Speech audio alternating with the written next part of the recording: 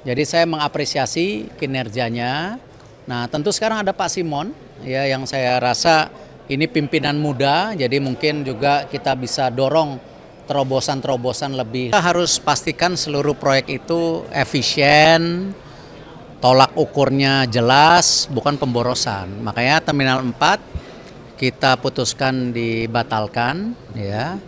Tetapi bukan berarti penambahan kapasitas penumpang kita tidak lakukan. Ternyata dengan biaya hanya 1 triliun, bukan 14 triliun, Terminal 1, 2, 3 ini kita bisa maksimalkan dengan memperbaiki daripada jalur, juga space atau ruang-ruangan yang tadinya mungkin bisa dimaksimalkan, itu kita coba lakukan. Itu sama juga yang di Bali kemarin kan kita coba ada renovasi. Kemarin nih Pak Doni waktu itu masih di Injourney. Alhamdulillah udah jadi sekarang. Itu kapasitasnya itu bisa naik menjadi 32 juta yang tadinya mungkin di 23-25 sudah maksimal. Jadi kita upayakan untuk efisiensi sehingga semua proyek-proyek yang ada di BUMN benar-benar terukur gitu. Jangan BUMN hanya mikirin proyek-proyek tapi akhirnya nanti ada kasus-kasus korupsi. Itu yang kita coba tangani selama 5 tahun terakhir ini gitu.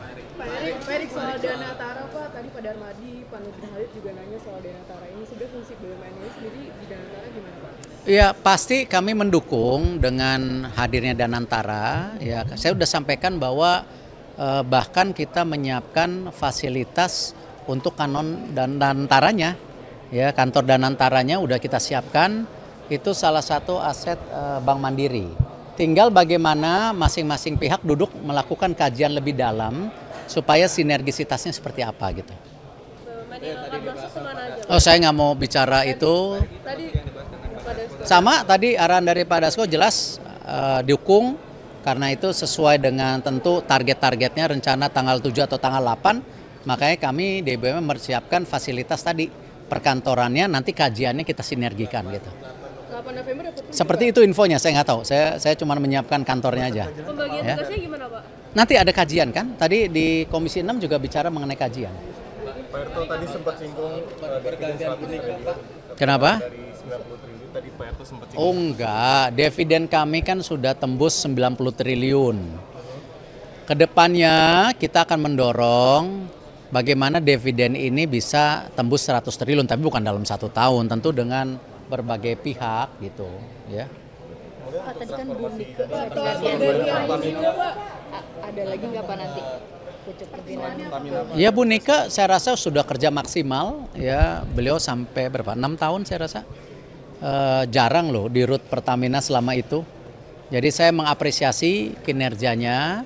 Nah tentu sekarang ada Pak Simon ya yang saya rasa ini pimpinan muda, jadi mungkin juga kita bisa dorong terobosan-terobosan lebih luas lagi, lebih efektif lagi. Dan saya sudah bertemu Pak Simon waktu menjadi Komut.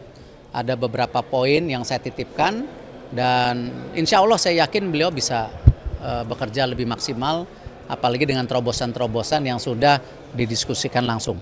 Selain Pertamina ada lagi nggak Pak BUMN lainnya? Pabrik listrik dong Pak, kendaraan listrik. Update kembangannya seperti apa Pak? Tadi saya kendaraan listrik. Pabrik ya.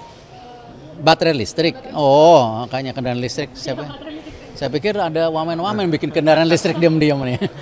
Pabrik listrik tadi saya sampaikan bahwa hasil kerjasama kita dengan CATL sudah mulai berjalan dan ditargetkan 2026 akhir sudah memproduksi. Ya, pembelinya sudah ada, saya nggak bisa bicara siapa aja. Tetapi ketika saya dorong, saya minta proof daripada mana sih yang mau beli sebenarnya, jangan hanya bikin-bikin tapi nggak ada yang mau beli gitu. Dan kembali kita sekarang coba dorong dengan sesuai perjalanan Pak Prabowo ke luar negeri untuk bisa membantu juga pelaksanaan untuk Ford dan Volkswagen ya yang ada di Vale. Jadi artinya benar-benar kita bisa menjadi ekosistem EV battery. Ya, ada China, ada Eropa, ada Amerika. Memang kan supply chain-nya nanti yang terbesar kita karena memang kita negara yang punya reserve nikel terbesar gitu. Selain Bu Nike Pak tadi ada Pertimbangannya apa Pak dari komisaris utama Pertamina Pak Iwan Bule? Loh, kan memang itu bagian bagaimana pengawasan daripada kebocoran. Kemarin Pak Bahlil sudah panggil juga kan, bagaimana kompensasi subsidi itu harus benar-benar dihitung ulang tepat sasaran atau tidak. Jadi di Pertamina itu ada Pak Muhammad Iriawan, ya, ada Pak Condro, ya kita harapkan dari perwakilan ini bisa memperkuat lagi keborosan-keborosan yang selama ini terjadi ya. Tapi bukan keborosan karena korupsi, karena memang tadi datanya harus terus disinkronisasikan. Ya, masalah kita memang kan data selama ini gitu. Pak Erik soal update konsolidasi. Sudah tadi kan sudah.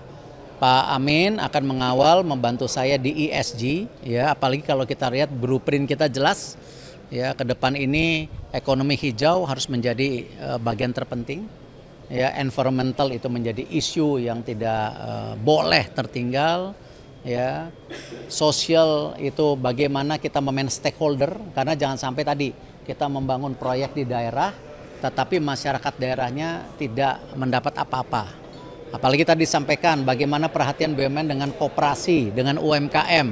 Nah ini juga akan kita dorong, itu bagian. Dan tentu bagaimana governance juga kita terus tingkatkan. Tapi tentu kalau portfolio, Pak Doni, Pak Tiko memang akan ada bagi tugas bagaimana mengawasi portfolio ini. Gitu. Kalau target dari klasterisasi yang 11 dengan 30 BUMN itu gimana Pak? Ya ini nanti kan kalau dulu target kita 88 proyek, 85 selesai. Ya nanti target berikutnya ya kita akan cetuskan lagi berapa, saya nggak tahu. Nanti kita lagi kemarin dari Pak Menko kan sudah ada titipan 4. Ya, nah kita masukkan ke dalam proyek 5 tahun ke depan nanti. Gitu. Pak Erik, update soal konsolidasi BUMN-nya gimana Pak? Sebulan lalu kan Bapak bilang masih di Pak Menteri PUPR yang lalu. Rabu akan bertemu Pak Menteri PU yang baru. Salah satu isunya ya mendapat approval bahwa BUMN karya ini dari 7 menjadi 3. Sehingga kita bisa melakukan restrukturisasi, penyehatan, tetapi juga membangun expertise di masing-masing BUMN. Akhir tahun ini berarti eksekusinya bagaimana? Ya kalau minggu depan diteken ya selesai. Pak Erik, Tinggal kita tunggu. Pangan Pak Erik tadi banyak disinggung oleh Pak Herman Heron soal pangan Ya, kolaps. saya sangat Bagaimana dukung. mendukung upaya swasembada pangan? Enggak, saya sangat dukung bahwa BUMN pangan ini, apalagi Bapak Presiden Pak Prabowo mendorong yang namanya swasembada pangan. Ya, tadi saya bilang saya sudah bertemu dengan Menteri Pertanian, kita sudah bersepakat untuk bekerja sama untuk memberikan solusi. Salah satunya misalnya Bulog dikembalikan perannya seperti zaman dulu. Dia menjadi tentu bisa operasi pasar, tetapi ketika ada operasi pasar tidak dituntut kerugian negara. Ya, seperti yang kita lakukan dengan Pertamina PLN ketika mereka sudah melakukan kompensasi subsidi di audit BPK, nanti sisa dananya di top up, dibantu kembali. Nah ini kita usulkan 26 triliun buat operasi pasar cukup. Sehingga petani bisa punya kepastian memproduksi. Petani produksi aja, tetapi pemerintah menjadi off taker. Nanti setelah operasi pasar setahun kemudian diaudit atau 6 bulan kemudian atau 3 bulan. Ternyata dari operasi pasar itu ada kerugian 6 triliun. Tapi ini bukan kerugian korupsi karena memang untuk memproteksi harga-harga yang diciptakan petani yang selama ini tadi disampaikan petani ini selalu tertinggal. Ya polisinya ada. Itu kembali bagaimana kita diskusi dengan Menteri Pertanian ke depan. Ya, cukup ya. Soal